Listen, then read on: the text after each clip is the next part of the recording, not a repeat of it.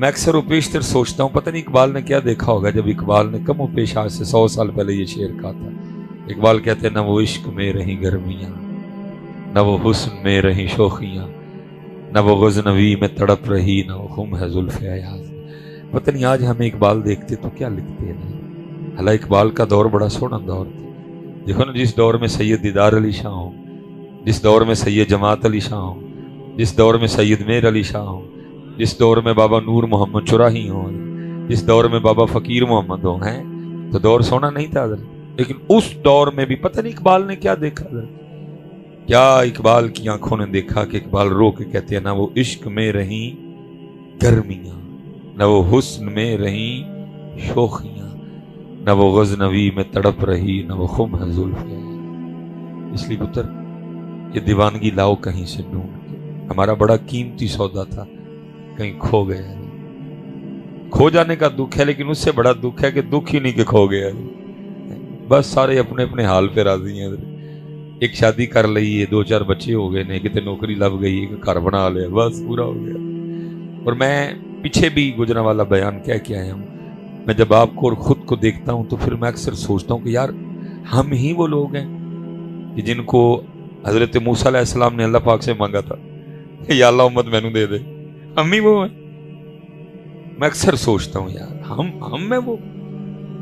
جب اللہ پاک نے الواح تورات حضرت موسیٰ علیہ السلام کو عطا فرمائی، آپ نے تورات کا مطالعہ کرنا شروع کیا تو دیکھتے کیا ہیں کہ امت محمد کی شان لکھی ہوئی. جیسے جیسے پڑھتے جاتے ہیں، دعائیں کرتے جاتے ہیں، یا اللہ امت مجھے دے دے. جواب آتا ہے یہ امت میں نے اپنے احمد نبی کے لیے خاص کر دی. پھر آگے پڑھتے ہیں، پھر دعا کر یا اللہ امت مجھے دے دے. پھر جواب آتا ہے یہ امت میں نے اپنے احمد نبی کے لیے خاص کر دی. پھر پڑھتے ہیں، پھر کہتے ہیں یا اللہ، یہ عرض کرتے ہیں یا اللہ یہ امت مجھے دے دے.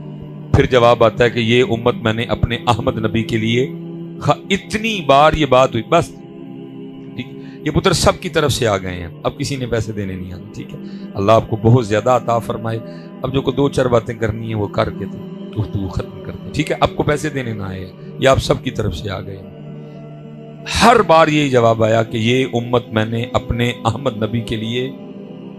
یہاں تک کہ پھر آخر میں حضرت موسیٰ علیہ السلام اللہ کی بارگاہ میں عرض کیا کرتے ہیں، رب کریم اگر یہ امت مجھے نہیں نہ دینی پھر اس طرح کر مجھے اس امت میں شامل کر دے. لیکن امت کا حال تو دیکھو یار. میں اکثر سوچتا ہوں ہم ہی ہیں وہ، یہی وہ امت ہے جس کو حضرت موسیٰ علیہ السلام نے اللہ پاک سے مانگا تھا یا اللہ یہ امت مجھے دے. امت کو اپنی اب اس لیے پتر یہ کچھ کریے حضرت.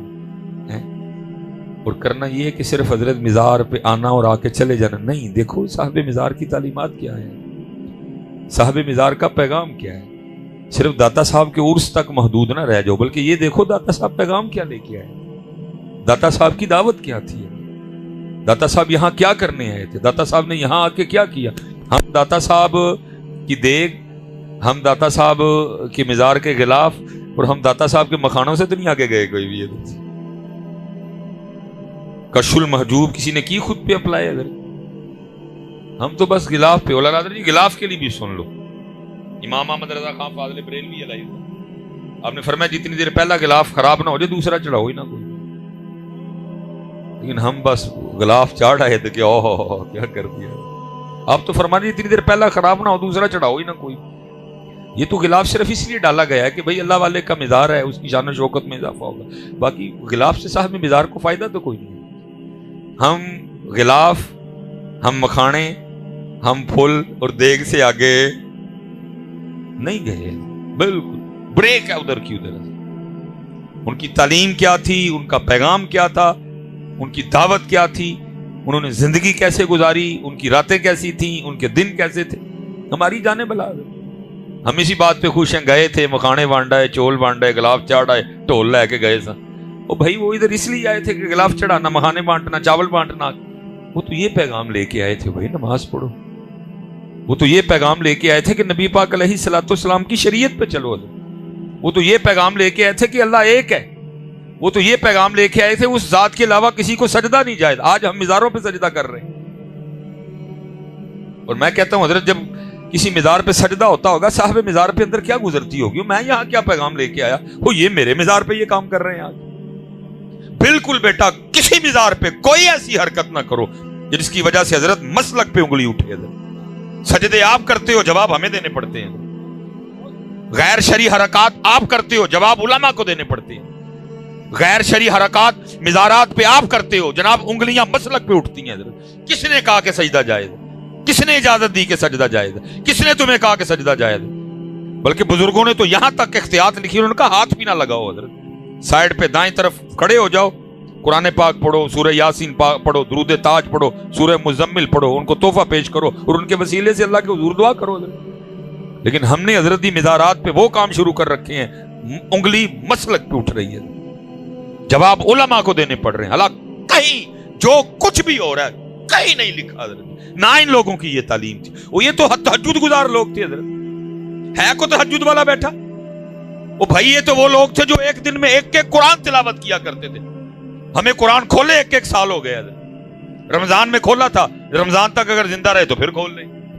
یہ تو بھائی ایک ایک دن میں ایک قرآن پڑھنے والے تھے، یہ تو تہجد والے تھے، یہ تو 500 نفل پڑھا کرتے تھے، یہ تو سارا سارا دن اللہ کا ذکر کیا کرتے تھے، یہ تو سارا سارا دن درود پڑھنے والے لوگ تھے، یہ تو نرم دل لوگ تھے، یہ تو محبتوں والے لوگ تھے. ذرا خود کو دیکھو کیا لیا ہم نے ان سے حضرت، سوائے غلاف، مکھانے، ٹول اور چول، کیا لیا ہم نے ان کی زندگی سے؟ کہاں ہے ان کی تعلیمات حضرت؟ کہاں ہے ان کا پیغام حضرت؟ کچھ نہیں بیٹا، یہ ان کا پیغام خود پہ اپلائی کرو حضرت. اب دیکھو نا، میں ایک بات آپ سے کرنے لگا ہوں حضرت. ان کا پیغام کیا تھا؟ 5 ویلے دی نماز پڑھو. حضرت کیا تاریخ ہے حضرت؟ کتنے سال پرانا؟ میں چلو حضرت جی، اب ظاہر ہے میں حضرت کے لیے کوئی اتنی انفارمیشن نہیں رکھتا کوئی بھی، میں چلو جی آپ کو انہی کے 2 بڑوں کی بات سنا دیتا ہوں حضرت. ایک غوث اعظم رضی اللہ عنہ، ایک سلطان باہو رحمۃ اللہ. ایک کیا کہتے ہیں؟ ایک کہتے ہیں جو مسلمان ہے، جو بے نماز ہے وہ خنزیر سے بھی برا ہے. ایک کیا کہہ رہے ہیں؟ ان کے بڑے ظاہر ہے جی سلسلہ علیہ قادریہ شریف کون سا سلسلہ بھی پتا، چلو ظاہر ہے جی کتنا کہتے تھے ملن گئی نا جا کے کسی نہ. ایک کیا کہہ رہے ہیں؟ جو بے نماز ہے وہ خنزیر سے. ایک کہہ رہے ہیں جو بے نماز ہے اس کو مسلمانوں کے قبرستان میں. میں اب آپ سے پوچھتا ہوں، ان کی تعلیمات یہ ہیں بے نماز خنزیر سے برا، جو بے نماز ہے اس کو مسلمانوں کے قبرستان میں نہ. جب آپ نماز پڑھے بغیر مزار پہ جاتے ہوں گے، میں آپ سے اب سوال پوچھنے لگا ہوں، ذرا بتائیے اندر صاحب مزار پہ کیا گزرتی ہوگی؟ بیٹا ان کو غلاف سے کیا خوشی؟ ان کو تیرے چولوں سے کیا خوشی؟ ان کو تیرے مکھانوں سے کیا خوشی؟ اگر تو نے ان کو خوش کرنا ہے نا تو پتر پھر 5 وقت کی نماز پڑھ کے جا، وہ پھر خوش ہوں گے. یہ تو امت نے کیا ان کے ساتھ، جو وہ پیغام لے کے آئے امت نے وہ، جو انہوں نے تعلیم دی امت نے وہ، جس سے وہ منع کرتے رہے امت نے شروع کر دیا. ان کی تعلیمات لاؤ بیٹا. اب دیکھو نا، قربان جاؤں جی شان اہل بیت سیدہ کائنات نے دیکھا آپ ہر رات 1000 نوافل ادا فرمایا کرتی تھی. یہ کہنے کو بیٹا منہ سے 1000 نکل گیا. 1000 کو چھوٹی گنتی نہیں، سال میں امت کو صرف 1 ماہ 20 تراویاں پڑھنی پڑتی ہیں. تسی رہے جڑے اسی بھی رونے والے ہو جاندے ہیں. ہم بھی کوئی ایسا کاری ڈھونڈ رہے ہوتے ہیں بس یا لامون تتا لامون ہوئے. ان کی تو چھوڑے نہ کاڈا ہے حال ہوتا ہے، اسی پہ لبدے پھرنے ہیں. اور جس دن کو قاری صاحب 10 منٹ اوپر لگا دے جاتے کہیں کہ جانے حضرت آج تھکا ہی چھڑیا جی. لیکن لکھا ہے سیدہ کائنات ایک رات 1000 نوافل ادا فرمایا کرتے. اور لکھا ہے جب حضرت سیدنا بلال حبشی رضی اللہ تعالیٰ عنہ صدائے فجر بلند کرتے تو رو کے اللہ کی بارگاہ میں عرض کرتی، ربا تیری رات ہی مک گئی. 1000 نوافل ادا فرما چکی ہیں. حضرت بلال اذان فجر رو کے عرض کرتی، ربا تیری رات ہی مک گئی، اور کوئی رات تو اس طرح کی بنا دے کہ فاطمہ کا سجدہ ہی مکمل ہو جائے.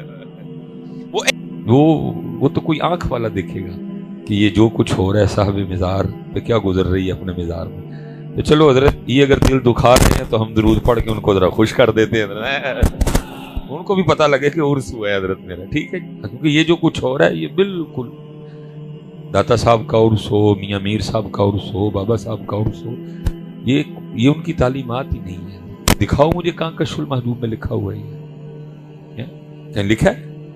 کو سرکس آئے، کو پنگوڑے لگیں، ہے کہیں لکھا؟ اس لیے میں چلو اس سے آگے نہیں جاؤں گا. بس میں اتنا کہوں گا کہ ادھر سے جتنا دل دکھ رہا ہے نا، ذرا تم ادھر سے خوش کر دو. جب یاد رکھیں، جب بھی اللہ پاک کے ذکر اور نبی پاک علیہ الصلوۃ والسلام پہ درود پاک پڑھنے کا موقع ملے تو بخل سے کام نہیں لینا، بلکہ حدیث پاک ہے او انت مجنون، ذکر اس طرح کرو کہ دیکھنے والا دیکھ کے سمجھے کہ دیوانے ہو گئے. ویسے یہ ہے کہ ہم نے پڑھا 2 بار ہے، لیکن دیوانوں والا ابھی بھی نہیں پڑھا ہے. کوشش کرو کہ دیوانگی آئے، یہ آئے دیوانگی، ضرورت ہے دیوانگی.